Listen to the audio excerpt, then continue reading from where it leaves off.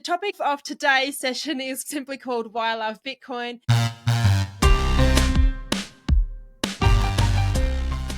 Welcome to Everyday Profits, where we talk mindset, abundance, wealth creation, and building the life of your dreams. Let's get into it.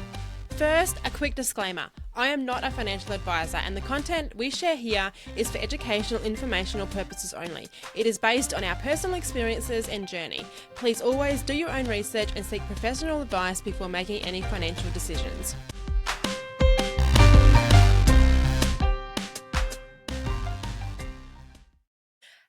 Hello, and welcome back to another episode of our Everyday Profits YouTube and podcast. Thank you so much for joining me once again. I'm so excited to come back to you and really start to open up and sort of share what my passions are all about and you know, how I want you to see what we're doing from behind the scenes. So thank you so much for joining me. If you would like to support me in any way, I'd love for you to hit that subscribe button and start to follow us.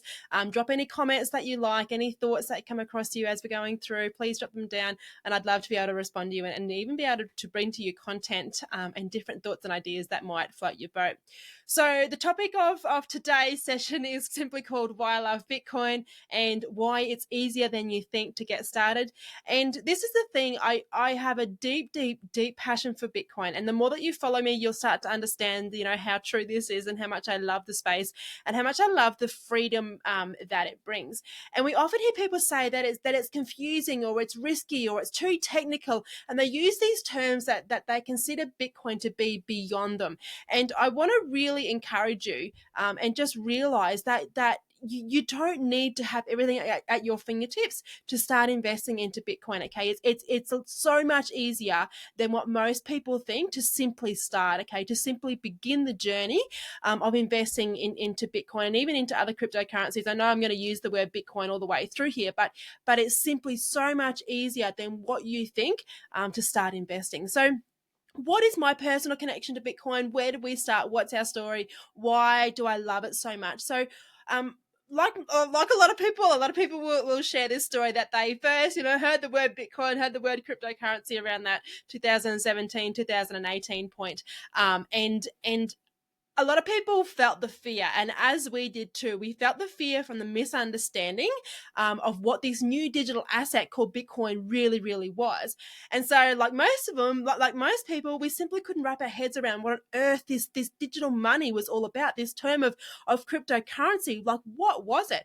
And so we were deeply intrigued by this, but at the time, you know, as we look back, hindsight's, you know, one of them, you know, things we can always look back and say, well, you know, how silly were we? But we simply didn't understand it.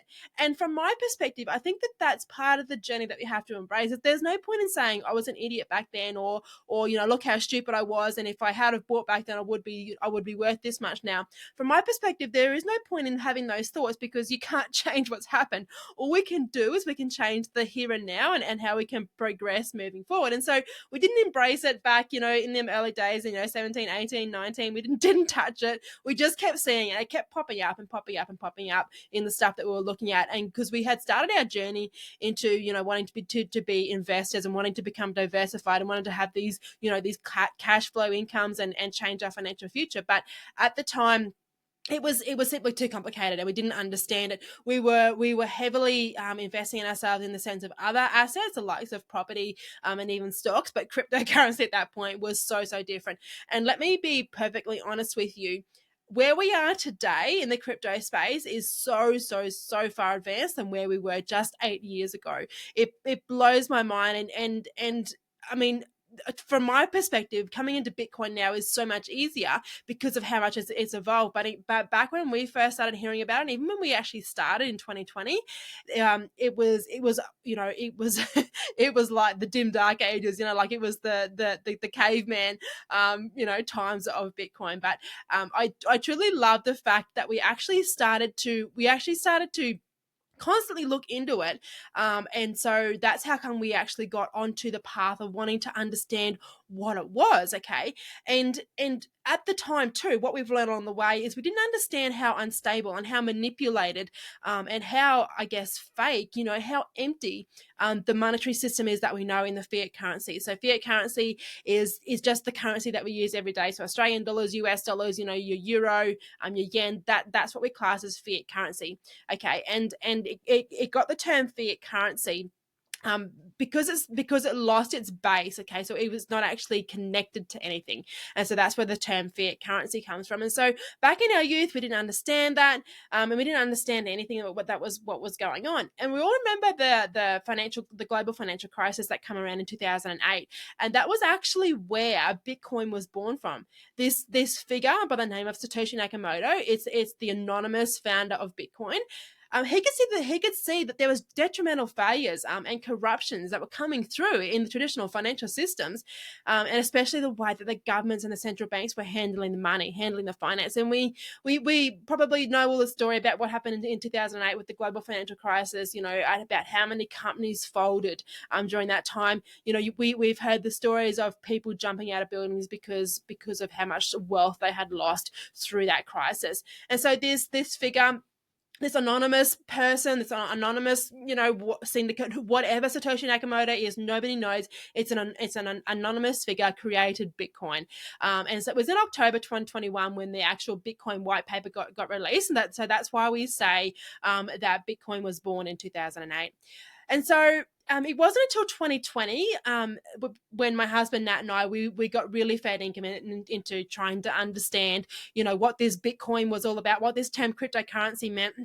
And once we opened the cryptocurrency can of worms, so to speak, it has absolutely changed our lives. The last 5 years, I have just felt like as though we have gone vertical. I look back, back in the earlier days of our marriage, and you can sort of see, we were bouncing along and we're having, steady climbs here and there. But once 2020, 2021 rolled around and we really started to invest back into ourselves, and especially in the cryptocurrency sense, it just absolutely changed our lives. And you know how they say, like when you open something, you can't shut it. That's exactly what happened to us when we opened the crypto can of worms. We couldn't put those worms back in that can. It was just bubbling out, and we absolutely loved how quickly we embraced the whole system, and how quickly we embraced how, like, the understanding of how cryptocurrency can change our lives. And so it changed our thinking, it changed our investments, it changed our mindset, it changed everything. And to be frank, it made us realize that the financial system isn't based around freedom for people.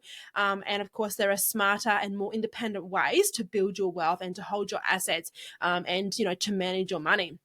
And this is the thing to remember, though, is that for us, especially, it wasn't just about making the money. Like, yeah, wealth creation is always part of what we want to do. Like, to be perfectly honest, a lot of things in life is all about wealth creation, and not only wealth in a monetary sense, but wealth, in freedom, and in having the freedom of choices, and in like living every day as you choose to live, not as somebody else would choose you to live. And so it's all about becoming part of a movement that's reshaping how we think of value, how we think of ownership, and how we think of trust. And at the time, that shift in thinking was the start of our journey into cryptocurrency and a whole new way of approaching wealth. And so that was sort of the first opening, is that we realized that we no longer had to rely on the traditional finance system. There was a new wave coming through. And even though when we got started in 2020, 2021, Bitcoin was already, 12 or 13 years old at that point. It was brand new in the big scheme of things. And so we learned that we could take control of our finances, we could learn new skills, and we could build our own wealth in more effective ways. Okay. And the reason why I'm telling you all this is because that's exactly what I want to help you to do. I want to help you understand how you too can build wealth that's effective for you, not effective for, your boss, or not effective for somebody who is, on the ladder above you, but effective for you in your personal situation. Okay. So what is it about Bitcoin that really lights me up? And I've already touched on a few things like I love to talk about it, and you'll learn this as we go through. Like I get so passionate about it, and I run off on tangents that I know I shouldn't be going on, but ultimately I love this space so much, and I really want to share that passion with you. So what is it about Bitcoin that really lights me up? And there is so many reasons, and I'm only going to run through just a few today. But the first and foremost one, that I guess the pillar of Bitcoin and the broader cryptocurrency ecosystem, is decentralization. Okay, so in the traditional finance system, everything flows through a middleman. So you've got banks, and you've got governments, and you've got financial institutions, and they decide what you do with your money. So here you are in life trading time for money. Okay, so you wake up, you have a few hours in the morning, you go to work, and you work so many hours for somebody else. You come home, you have a few more hours to yourself. You go to bed, and you wake up the next day, and you do the whole hamster wheel thing all over again. You're trading your time for money. Okay, and the banks, the government, the financial institutions, through you doing that especially, they are telling you what to do with your money. They are making you trade time for money. So you have this limited supply, because we've all only got 24 hours in a day. Okay, and so you've got this limited supply, okay, that other people are in control of. All right, and I know this is going off on a bit of a tangent. As I was saying, tangents are my thing, but this is where decentralization comes in, because it crosses all those things out. It crosses out, the banks, it crosses out the middleman, it crosses out the government, it crosses out the institutions. It brings you back to the center of your own life and of your own freedom. Okay, so we know that the banks hold our money. We know that they approve the transactions that we want to do. We know that they freeze our accounts. It's happened to me. I've had my bank accounts frozen because the traditional banks don't like what we're doing in sourcing our freedom from a different financial institution, a different financial, not institution, but different financial idea, different financial way. Okay, so whatever the banks and the governments and financial institutions are in control, we are like this. We are under their thumb. Okay. And I know, I totally understand that we still need banks, we still need governments, we still need financial institutions. I still understand that, but there is other ways. There is ways around that for us to manage our own wealth. Okay, and so when Satoshi Nakamoto, the founder of Bitcoin, when he had this epiphany that he had to create something that would remove the need for banks and for financial institutions, okay, he had this vision for the people to be their own bank, okay, and that's exactly why he created Bitcoin, because Bitcoin isn't controlled by one person or by one entity. That's where the word decentralization comes in, all right? It's not controlled by one singular thing. It has no gatekeepers. So Bitcoin runs on code. And so what that means is that it's secured by thousands of computers around the world, and no one can alter the rules to suit their agenda. Okay, so a Bitcoin transaction goes through, and there's a multitude of different computers around the world that has to verify that transaction before the transaction will go through. That's what we call a verified transaction, and that's all recorded on what we call the blockchain. More on that in a different video, but it's all controlled by computers, and it's all controlled by code, not by one person or one institution or one entity. And no one can alter it, because it's got to be verified by so many different computers, so many different codes, that it's not under the control of one singular entity. So that's why decentralization is such a vital part, because it brings the power back to us as individuals. Okay, so we're not having a bank saying, no, you can't send your money there. We're not having government say, you must pay XYZ. We're not having other financial institutions saying, you must pay us this many fees to be able to invest into this asset class. That's not how Bitcoin works. It's decentralized, so it brings the power back to the people. And we're not relying on the middleman to clip the ticket the whole way through. That's not what Bitcoin's about. Bitcoin is about decentralization. The central pillar of Bitcoin is decentralization. Secondly, Bitcoin has a fixed supply. So that means that there will only ever be 21 million Bitcoin ever, full stop. That is how Satoshi Nakamoto founded Bitcoin. There would only ever be 21 million. It doesn't matter, how many people try to replicate Bitcoin or how many other cryptocurrencies come into being.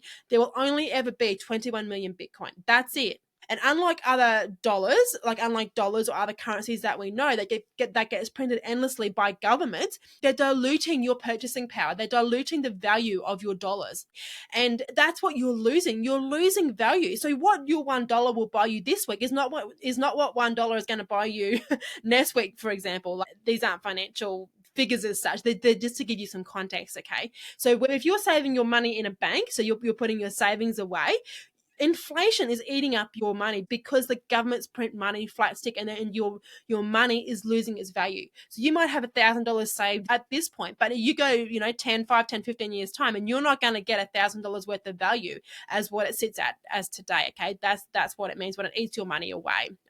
And so that's what we talk about, about the fiat currency losing its purchasing power. But Bitcoin is designed to hold and to grow its value. We've already seen, I don't have anything in front of me at the moment, but we've already seen the value of Bitcoin compared to houses over the last sort of decade, how it shifted, So for example, back, at some certain point, you could buy one house with, say, 30 Bitcoin. And then as we move forward, 5 years later, you can buy one house with, say, 10 Bitcoin. These figures aren't accurate. Don't quote me on these figures. I'm just giving you an example. But as we're seeing that as we move on and on, you're needing less and less Bitcoin to buy the same house. And in fiat currency, you're needing more and more fiat for that same house. This is how Bitcoin is deflationary, because you need less and less to buy the same thing. So that's how it becomes more valuable. And the scarcity, going back to the 21 million, that scarcity is powerful because the population continues to grow worldwide, but there is still only ever going to be 21 million Bitcoin. It doesn't matter. It doesn't matter how many people there are on Earth, only ever 21 million Bitcoin.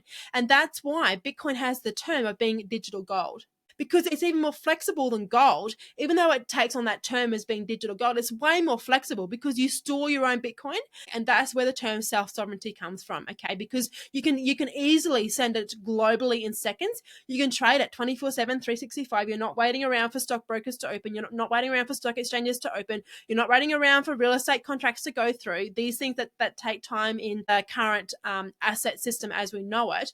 Bitcoin is totally different. You are in control. You trade Bitcoin when you like. It doesn't matter whether it's Anzac Day or Easter or Christmas Day or, the Pope's just died or whatever it is. Bitcoin is still a tradable asset. You don't rely on stock exchanges. You don't rely on brokers. It's direct. If I want to buy Bitcoin, I go and buy my Bitcoin just like that, okay? And you don't have to rely on, approvals from the banks or approvals from financial institutions. You are in control of your own wealth and your own finances, all right? And the third thing about Bitcoin is simply the empowerment that comes behind it. You don't need permission to buy or sell Bitcoin. You don't need a bank. You don't need a bank account in a fancy city. All you need is access to the internet and a willingness to learn. That's it. You don't need to go and open bank accounts. You don't need to jump through all the hoops. This is where the power of Bitcoin comes back in, because of that term I used before about being self-sovereign. This is the power of Bitcoin, okay? You don't need permission.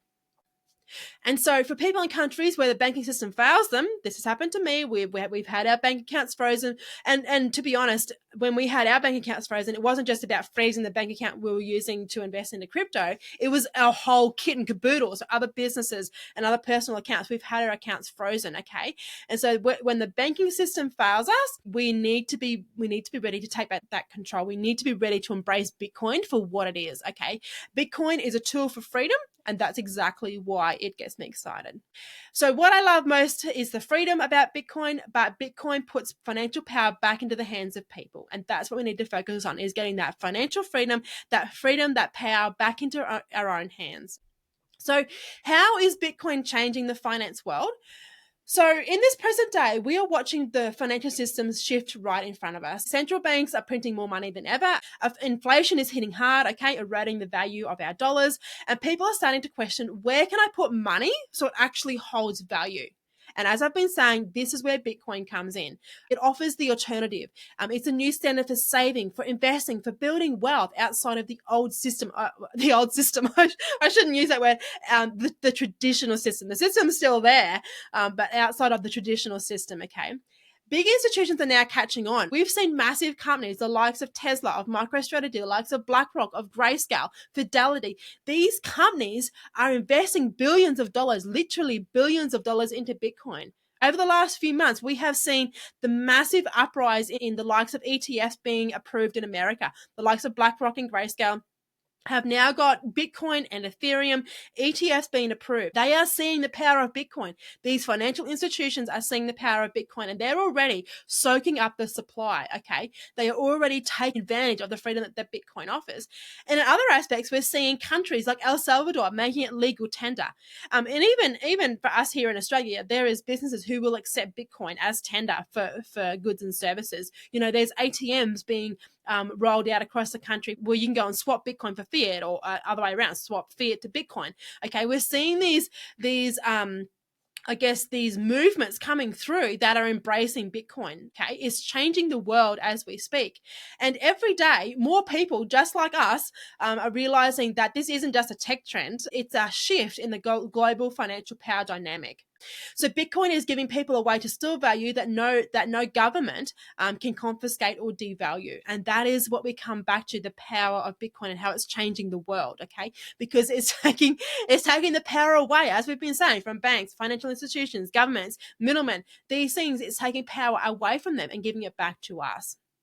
So this isn't just about returns. So it's not about just, the return that we can make from Bitcoin, but it's about resilience. And it's about putting your wealth into something that is borderless, that is digital, that is secure. And so it doesn't matter whether you're in a remote part of Australia or in a city overseas, Bitcoin levels the playing field. It doesn't matter where you are or what you do. Bitcoin is the leveler. Bitcoin does not discriminate. That's one of my most favorite sayings, is that Bitcoin or cryptocurrency doesn't discriminate, because it has power back to the people. And that's why I believe it's going to play a huge role in the future of finance, especially for those of us who value our freedom. And remember, Bitcoin isn't just a trend, it's a quiet revolution. And it's giving everyday people new tools to protect and grow their wealth. So how easy or how difficult or what is it like to actually get started in Bitcoin? And this is the part that a lot of people don't actually realize. You don't need a financial degree. You don't need a pile of cash even to get started. You just need the basic stuff. And again, power to everyday people, all right? Bring the ease of it back to you and me, so we can invest in it. That's what Bitcoin does. So you can literally invest into Bitcoin with as little as $10, all right? Just as little as that, like as little as you like. As I say, Bitcoin doesn't discriminate. It's never been easier or more accessible. The thing to remember is that crypto doesn't discriminate. There are no boundaries on how much or how little you have to invest, all right? It's actually very, very easy to get started. And the other thing to remember, specifically speaking of Bitcoin, is that you don't need to go out there and buy one whole Bitcoin to be able to invest into Bitcoin. That's not how it works. Remember, there are no boundaries, all right? So as we sit today, when we're at the time of recording this video, one Bitcoin is currently worth between 115,000 to 120,000 US dollars, all right? But you can buy a fraction of a Bitcoin, and a fraction of a Bitcoin is called a Satoshi. So you don't need $100,000 to get started. Remember, Bitcoin is for the people. Bitcoin was never invented for the institutions. That was never the purpose of Bitcoin. Even though we are seeing them now making monetary products out of it, as we've been speaking of with the likes of the ETFs and other financial institutions creating products with Bitcoin, it was created for the likes of you and me. So when we started investing in a crypto in 2020, we started with as little as $50 or $100. $50 here, $100 there, whatever we could afford at the time. Okay, let's cast our mind back. There was a lot of fear back then, and a lot of uncertainty, and it was quite a risky process to get into Bitcoin. But we just started with what we had: $50 here, $100 there, and that's what I want to encourage you to. That's what you can be doing for yourself as well. You can invest with whatever it feels good for you. Okay. There's a term that we use in crypto, and I think it's used across every asset class, but it's a big one in crypto, and that's called dollar cost averaging. So it's about, if you have a certain sum in your mind that you would say, okay, I want to start building my crypto portfolio. Let's say, for example, it's $1,000, right?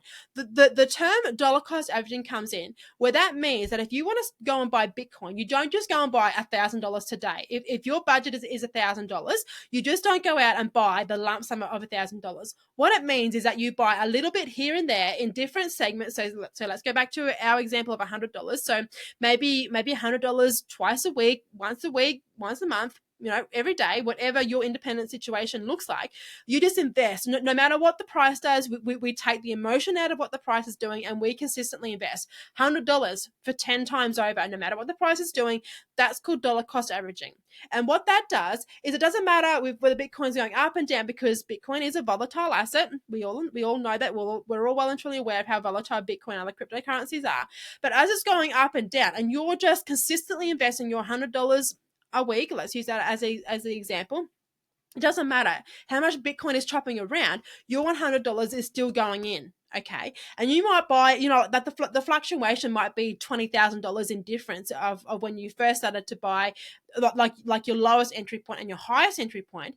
But when you dollar cost average in, your average buy price will be somewhere in the middle, okay? And that's the power of dollar cost averaging, and that's the power of how you remove the emotional aspect out of investing, okay? Because if you say, I don't care what the price is doing, watching the price is not my thing, I'm not going to be emotionally affected by the price, I'm just going to invest my money no matter what the price is doing. So it doesn't matter, as I was saying, the volatility has no impact. Dollar cost averaging means that you just build your portfolio with a set amount at a certain time at certain intervals, and you just invest no matter what. That's the power of dollar cost averaging. And I will just say too, I haven't actually touched on this the whole time I've been speaking, but my investment strategy is not a quick get rich quick scheme, okay? It is a buy and hold thing. We are playing the Bitcoin game for the long-term game. We are building wealth. Like, we are building dead set generational wealth. We are not building wealth for our quick flip for tomorrow.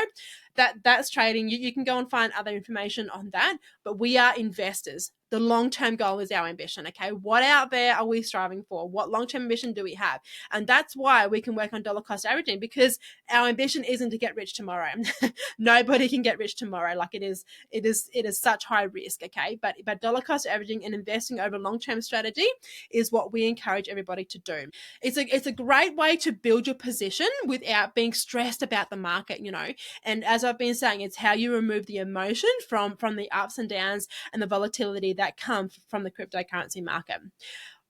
Okay, so once you've gone and bought your crypto, because we're discussing here how easy it is to get started. Once you've gone and bought your cryptocurrency, you need to really put some time and effort and diligence into your security and how you're going to secure your cryptocurrency, okay? It's extremely important. It's one of the most vital things that you can do when investing into cryptocurrency. You have to secure it properly. And it goes back to what we were talking about earlier about power to the people and about us being in control of our assets. We have to be responsible. And if I'm perfectly honest, when we really started to delve into the cryptocurrency space and embrace what it meant and really tap into the freedom that it brings, that responsibility of knowing that I'm in control of my own assets, I am the one who is responsible, that brought untold amount of freedom back to me. What I do with my investments in cryptocurrency is 100% my own responsibility. There is no running to a bank and saying I got scammed. I don't want to have that that aspect in my mind to think that I can go to a bank and they're going to bail me out. That's not what we want to do, okay? Because crypto is self-sovereign. We want to move away from being relying on these institutions and banks and governments and such other things that want to have us like a puppet on a string. That's why they have that backstop there, because they want you to be relying on them. And that's the way that the world has been built. And this is what Bitcoin and crypto is here to change. It's self-sovereignty. It's about being responsible. And so we have to be responsible for our assets, okay? And security is a massive, massive part of that. I'm not going to delve into it today because it is such a deep, deep pill. But you need to remember that learning security and securing your own assets and controlling your own assets and storing them off exchanges onto your own cryptocurrency wallets is the most vital thing that you can do for protecting your assets, for protecting your Bitcoin, for securing your assets, okay? Because again, self-sovereignty, it has to be in your own wallet, okay? It comes back down to crypto security, all right? And I want to remind you that even if the tech side seems to be overwhelming at first, it gets so much easier. And it's just about being, I guess, willing and able and dedicated to investing the time back into yourself, to learning these things and to opening that door and to really understanding, how you can leverage this asset class to its fullest potential for you and your life and your family and your aspirations, and your whole wealth building, journey overall. Okay. And I just wanted to say too that once you get a taste of the Bitcoin bug, you won't be able to stop its growth. Once you open that can of worms, you can't put them worms back in that can, okay? It just explodes. And the momentum that you get behind yourself, and even the inner belief within yourself, once you start to understand the power of crypto and the freedom of crypto and the freedom of self-sovereignty, and the freedom of even being in control of your assets and your direction and your wealth and your time and the whole the whole lot, we could talk all day about the freedom of life. Once you figure it out, like, you are unable to stop that growth. Once it starts, it goes parabolic. And that's what I touched on back at the start. Once Nat and I, my husband and I, once we tapped into the cryptocurrency space and really started to invite into our lives the freedom that it means, we have gone absolutely vertical. Not only with investing into crypto, but with everything in life. It's like as though the gates on a river. Like once you open the cryptocurrency gates, everything wants to flow through at a million miles an hour. Not just crypto based stuff, okay, but everything wants to flow through.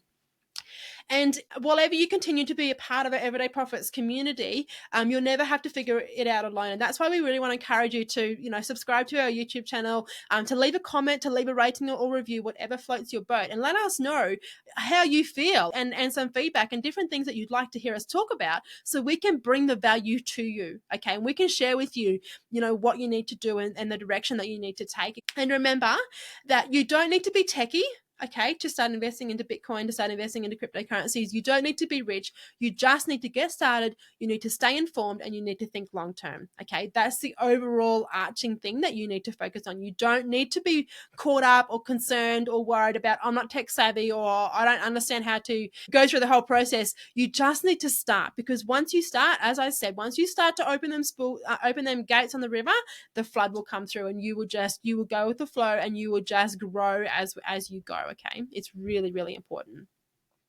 So here's the biggest takeaway from what I wanted to share with you today. So Bitcoin is more than just an investment. It's a doorway into a new way of living, of earning, of saving, and of thinking about money. And if that excites you even just a little bit, then follow that feeling, really start to embrace it, and really start to tap into it and encourage it to keep coming to you, because we need to invite these feelings of euphoria. Like once we start to tap into this space and you get excited, encourage that excitement, bring that euphoria into yourself and nurture it and feed it, and it will just absolutely change your life, okay? So I encourage you to simply start small, to simply ask questions. No question is a stupid question. Remember that. No question is a stupid question, and you have to ask the questions so you can learn as you go. You don't have to have it all figured out to take your first step, okay? Now, as I close, I just wanted to say to you that if you're ready to learn more, we have created a course called our Everyday Profits Investing Basics course. It's beginner friendly, it's straightforward, it's absolutely affordable, and it's designed to help you feel confident with your first investments into Bitcoin and beyond, okay? You will find the link to our Everyday Profits Investing Basics course below, which you're welcome to click on and investigate more. You're welcome to reach out to us and ask any questions that you've got, and to leave any comments, and so we can respond to you. So again, if you found this video helpful, please hit the like button, hit that subscribe button. Please support our little community, our little channel, and subscribe so you can get more content just like this. I'd love to hear from you. So remember, if you have already invested in Bitcoin, or if this is your first look, please let me know in the comments. Let me know where you are. Let me know how engaged you are. Let me know how you feel about it, whether it's something that floats your boat or not, and let me help you in any way that I can. Remember, if you've been curious about Bitcoin, but too afraid to start, this is your sign. It's easier than you think, and the sooner you begin, the more confident you'll feel. All right? Stay curious, stay bold, and remember, you were made for more. Until next time, keep living the dream.